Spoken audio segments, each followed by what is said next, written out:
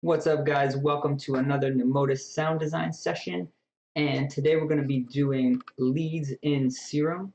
I already made a bunch of leads today in Serum, so I'm going to show you guys a few of those and walk you through how I made them. You'll notice a few similar techniques that I use, and maybe it's just the way that I design leads, but hopefully that'll give you some good ideas on how to make your leads better. All these leads that I'm showing you today are going to be in the pack for April, available on my Patreon to all my lovely subscribers. So check out the link in the description to get your hands on these when they come out, and let's get started. So the names are kind of arbitrary, but this first one I call Dwarf Star.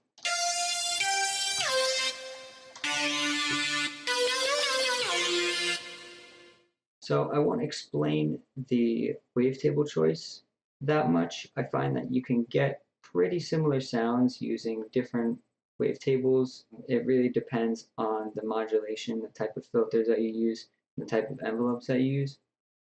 So I'm using this PWM Electro and this one Star Cave, which I'm not sure comes with Serum, but I took it from another preset that I found somewhere, and it's really interesting. It's pretty much just silence except for in the middle. So most of the sound is being controlled by this envelope, which is controlling 7 parameters.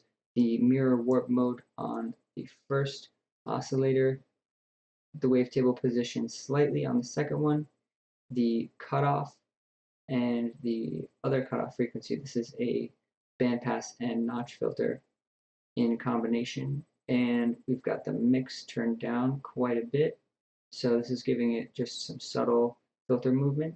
And we actually have this macro over here that is controlling how much of the mix. So you can turn up the filter mix to 100 if you like, and then it sounds like that.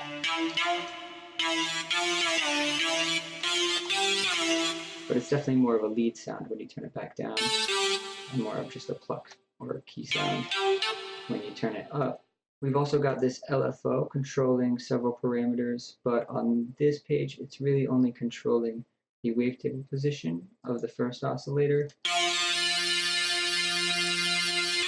which kind of just keeps it moving after the initial modulation dies out from this envelope. And it kind of keeps the sound alive and moving after that if you're using more sustained notes in your melodies. Alright, so over in the effects panel we have a flanger and chorus. Nothing too special. It's on 50% each. Then we have some reverb, which you can control with a macro again, which just controls the mix. So if you want to use a different reverb, the reverb in Serum is not always the greatest, so if you want to use a different reverb, you can just turn that down and use a different one.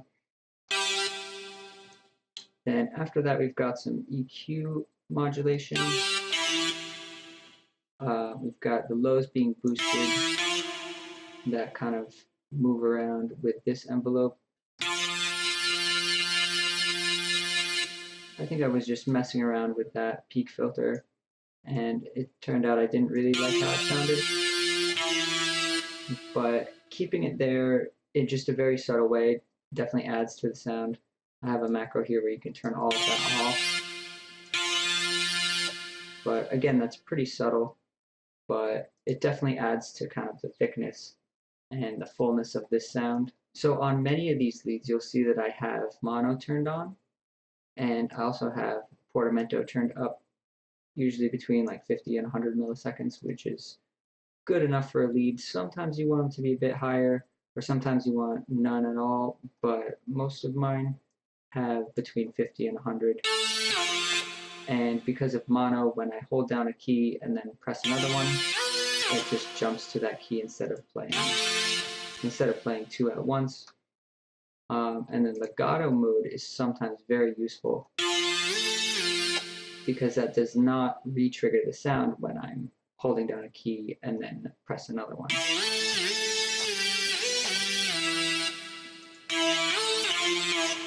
But in this case I left it off. I think I like that better. So let's move on to the next one. This one I called Fallen Angel, and this one's also quite interesting.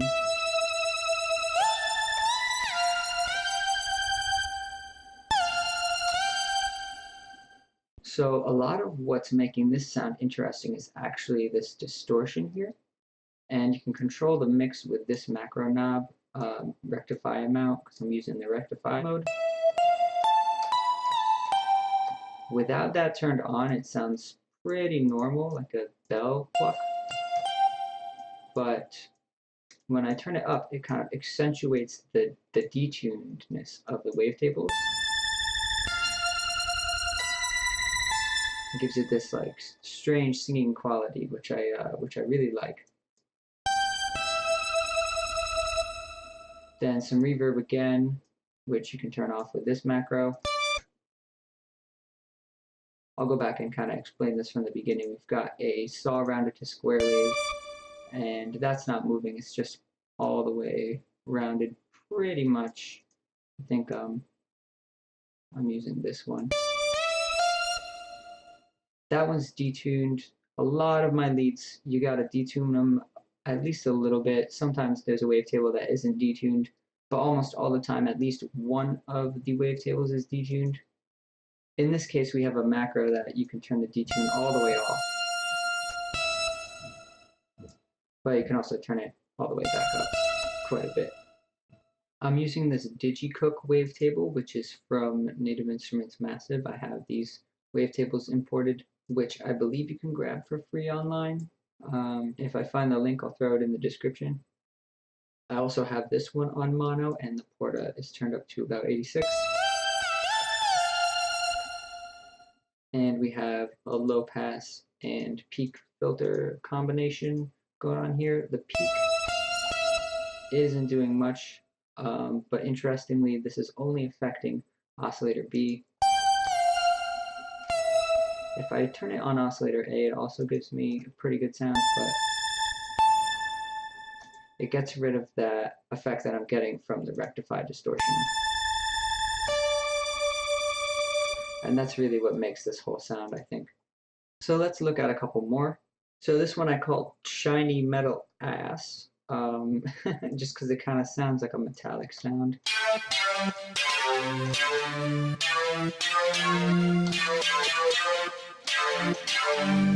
I left this one off of mono because I think it sounds good when you play two notes at once.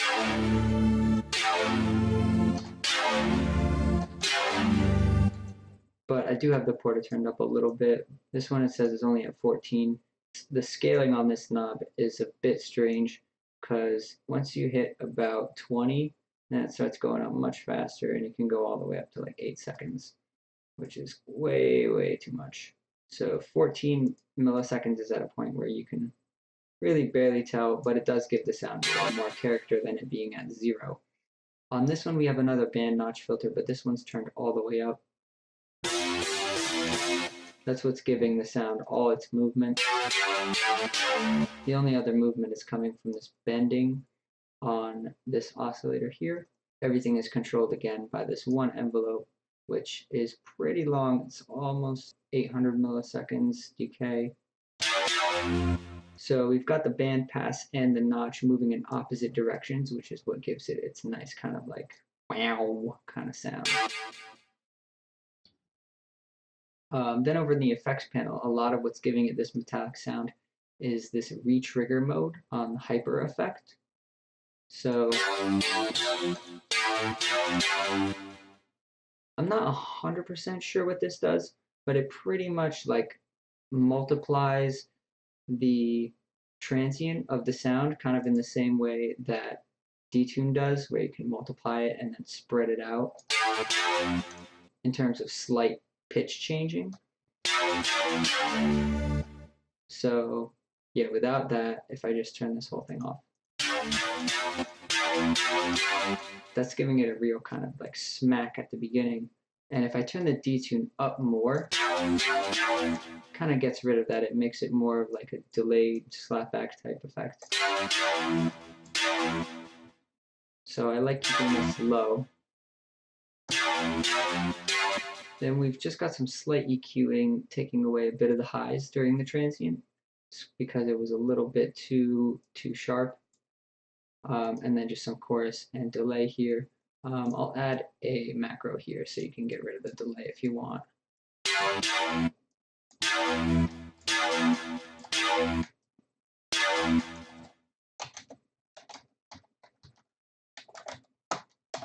So let's take a look at one more.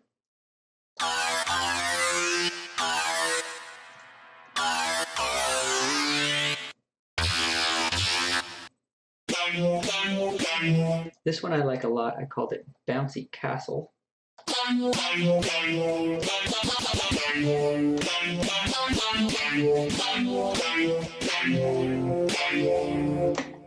So again, this one I didn't turn mono on. I like how it sounds with both notes, but it is a little bit messy when you play two notes at once, so be careful about that. So this sound, I don't have any portamento on it, just because there's a lot of movement right in the beginning of the sound.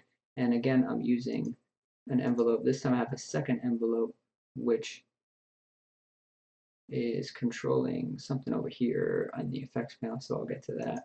The first one, however, is pretty much just controlling the Flanger negative filter on this side. We've got a noise oscillator here that's kind of just giving it some extra thickness.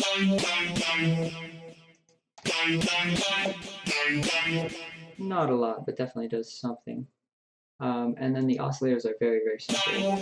They're not moving at all either. Just a 4 on the unison here. Not too much detune, no detune on the saw wave. But this one's turned up 3 octaves, and then it's amplitude modulating the second oscillator, and it's turned down quite a bit, so that we're kind of getting this sound feeding through this one instead of just coming through, but there's also a bit of it mixed in with the signal. There is also this LFO. The LFO is just being used as another envelope, so really I have 3 envelopes on this sound, but I left this first envelope up since this controls the amplitude. And usually when making a lead, I don't like to mess with the amplitude at all. I like to keep it at max. Sometimes I'll do a bit of like this, but usually not much. So this LFO envelope is controlling a high pass on this EQ, which is part of the bounciness of the sound. The flanger is what's doing most of the bouncing. We have some 0 square distortion, just kind of beefing up the sound. Then some chorus, making it wide. And we have some more bounciness being added by this band reject filter. Also kind of cleaning up the sound. You can hear a bit of that noise in the high end, but when you use this, there's more movement going on, kind of masking that and just making the sound more cohesive and just fully, bouncy. I really like this style of lead. Then again, we've got a delay, which can control the mix of.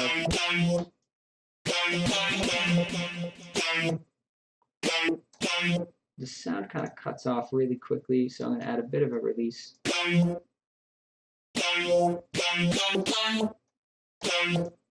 But it sounds, I think, whether or not you're going to use this delay, I think it would benefit from some kind of reverb or delay. Almost all leads do. They're usually the sound that is between, say, like 1 and 5K, being the range that the human ear is most attuned to and kind of stands out in the mix. And you want to give it some more dimension. And reverb is just describing, the room that the sound is in. But, with computers, you can really mess around with how that room takes shape and even moves and changes shape. So very cool stuff. There's a couple more leads that I made today that will be in the pack for April, but I'm going to end this video here just to keep it short, and I'll probably show you those closer to the release of the pack. So stay tuned for that. Remember to check out the link in the description to get all these sounds and much, much more. And that is it for today. Peace out, guys, and I'll see you next time.